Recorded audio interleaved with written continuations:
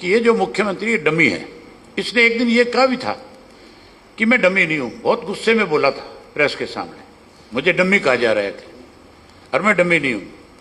मैं आज आपको बता देना चाहता हूं, आज साबित कर दिया इसलिए सब हम अपने आप को कि ये डमी है। जब प्रधानमंत्री आ रहे हैं और ये कह रहे थे हम टी नहीं देंगे, और जब लोगों ने ये कहा कि हम बीजेपी की बसों में बैठ करके जाएंगे, झंडा भी इनका, डंडा भी इनका, देंगे भी इनके, मनोहर लाल खट्टर ने, क्योंकि इसको डमी साबित करना था, कहीं ये आंख दिखाता हुआ छोटी मोटी आजकल, तो इसको डमी साबित करने के लिए मनोहर लाल खट्टर ने सब में हंसी में जा करके और फैसला कर दिया कि टी लगेगी।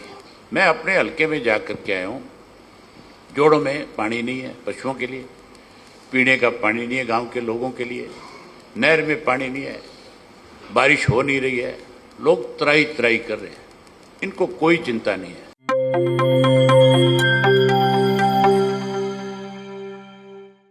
प्यारे दोस्तों, सादर अभिवादन। मैं हूं महेश कुमार वैद्य और आप देख रहे हैं एनजेपी हरियाणा। दोस्तों, चयनत का टी प्रकरण हल नहीं होता अगर प्रधानमंत्री नरेंद्र मोदी का हरियाणा दौरा प्रस्तावित नहीं होता। 17 जुलाई को प्रधानमंत्री नरेंद्र मोदी को हरियाणा आना था, इसलिए मनोहर लाल को यह मामला सुलझाना पड़ा। उन्हें धरनारत लोगों के बीच पहुंच करके इसका समाधान करना पड़ा। मनोहर लाल पर इसका भारी दबाव था और अगर मनोहर लाल इसे हल नहीं कर पाते, नायब सिंह सैनी की सरकार इसे हल नहीं कर पाती, तो निश्चित रूप से प्रधानमंत्री नरेंद्र मोदी का दौरा रद्द भी हो सकता था। 17 जुलाई का दौरा रद्द हो सकता था। ये बात हम नहीं कह रहे हैं, ये बात कह रहे हैं इनेलो सुप्रीमो अभय चौटाला। अभय चौटाला ने इतनी गंभीर बातें कही है, एक बार फिर मुख्यमंत्री नायब सिंह सैनी को डमी चीफ मिनिस्टर कह दिया है। हम इस तरह की तल्खी की भाषा के पक्ष में नहीं है, लेकिन अभय चौटाला मंझे हुए राजनीतिज्ञ हैं और अगर वह कोई बात कह रहे हैं तो निश्चित रूप से उनकी बात में गंभीरता है, निश्चित रूप से उनकी बात में कोई न कोई सच्चाई जरूर है। उनका सीधा कहना है कि आईबी की रिपोर्ट देख करके सब हड़कंप मचा और तब जाकर के ये मामला मनोहर लाल को सुलझाना पड़ा, मजबूर होना पड़ा। और उन्होंने सीधे सीधे ये आरोप भी लगा दिया है कि टी किसने लगवाई और किसने उखड़वाई, ये सब जानते हैं। आप खुद सुन लीजिए अभय चौटाला ने क्या कुछ कहा। कि ये जो मुख्यमंत्री डमी है, इसने एक दिन ये कहा भी था कि मैं डमी नहीं हूं। बहुत गुस्से में बोला था प्रेस के सामने, मुझे डमी कहा जा रहा है और मैं डमी नहीं हूं। मैं आज आपको बता देना चाहता हूं, आज साबित कर दिया इसलिए सब हम अपने आप को कि ये डमी है। ये डमी इसलिए है, चयनत के अंदर टी का मामला था। हमने बारी बारी से सरकार से कहा था कि किसान, गांव के लोगों को पीने का पानी चाहिए, उनके खेतों में से होकर के पाइप आ रही है, आपको टी लगा करके पानी दे देना चाहिए। ये कहने लगे कि टी नहीं लग सकती। फिर इस मुख्यमंत्री ने अपने उच्च अधिकारियों के माध्यम से वहां टी लगवाई। मनोहर लाल खट्टर ने उस टी को फिर पढ़वाया। ये बात भी मैंने आपको बताई थी कि कौन कौन लोग जाकर के मनोहर लाल जी से मिले और मनोहर लाल ने आदेश दे करके उसी टाइम रातों रात टी पढ़वाने का काम किया। 1500 लोगों के खिलाफ पर्चे भी दर्ज किए और बहुत सारे लोगों को गिरफ्तार भी किया। अब जब प्रधानमंत्री आ रहे हैं और ये कह रहे थे हम टी नहीं देंगे, और जब लोगों ने ये कहा कि हम बीजेपी की बसों में बैठ करके जाएंगे, झंडा भी इनका, डंडा भी इनका, देंगे भी इनके,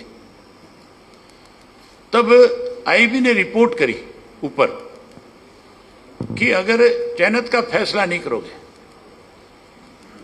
तो फिर प्रधानमंत्री का कार्यक्रम रद्द हो सकता है। यह हकीकत है। और जब आईबी का रिपोर्ट गई और ये कहा गया, तो फिर इन्होंने उस गांव के घेराव की बात करी कि हम पुलिस के द्वारा गांव के लोगों को रोक लेंगे, वहां तक नहीं आने देंगे। दोबारा आईबी ने रिपोर्ट करी, कहा कि एक गांव की बात नहीं, इसमें बहुत सारे गांव और खाप के लोग जुड़े हुए हैं और लोग अगर वहां पहुंच गए, अगर इस चीज का विरोध हो गया तो फिर ठीक नहीं रहेगा, अच्छा नहीं होगा। आप पहले फैसला करो। मनोहर लाल खट्टर को हिदायत दी गई कि आप जाओ और जाकर के फैसला कराओ। मनोहर लाल खट्टर ने, क्योंकि इसको डमी साबित करना था, कहीं ये आंख दिखाता हुआ छोटी मोटी आजकल, तो इसको डमी साबित करने के लिए मनोहर लाल खट्टर ने सब में हांसी में जा करके और फैसला कर दिया कि टी लगेगी। ये मुख्यमंत्री कह रहा था ना उन गांव के लोगों को बुला करके यहाँ कि टी नहीं लग सकती, कितना ही पैसा ले लो, गांव का विकास करा लो, नया वाटर वर्क्स बना लो, नई पाइपलाइन ले लो। अब इससे पूछो तो सही जब मिले कि तेरे से ज्यादा डमी हो सकता है। ये फैसला मुख्यमंत्री करे, हरियाणा का मंत्री करे, केंद्र का मंत्री आकर के कैसे कहे? उसका डिपार्टमेंट भी नहीं। केंद्र का पब्लिक हेल्थ का मंत्री आ जाए, इरिगेशन का आ जाए, या अमृत योजना वाला आ जाए, भी हमने तुम्हारे लिए जो ये रिलीफ कर दिया, फिर भी मान ले। तो हम जो कह रहे थे, इसीलिए आज हमारे प्रदेश का बेड़ा गर्क हो रहा है, आज लोग परेशान हैं।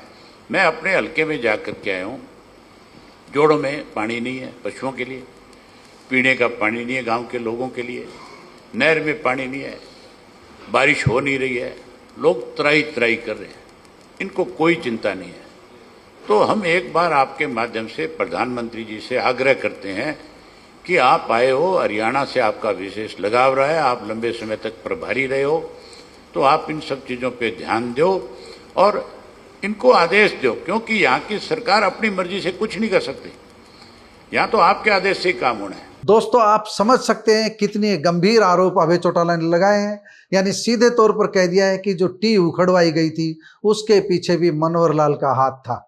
इस मामले में क्या सच है क्या गलत है, यह तो मनोहर लाल और अभय चौटाला ही बेहतर जानते हैं। लेकिन अभय चौटाला ने जो कुछ कहा है वह निश्चित रूप से बेहद गंभीर है और उन्होंने यह आरोप भी लगाया है कि मनोहर लाल ने जानबूझ करके नायब सिंह सैनी को नीचा दिखाया है। एक तरह से उनकी बातों का अभिप्राय यही था। दोस्तों, आप अभय चौटाला की बातों को लेकर क्या समझते हैं, कमेंट बॉक्स में जाकर बताइएगा जरूर। नमस्कार, धन्यवाद।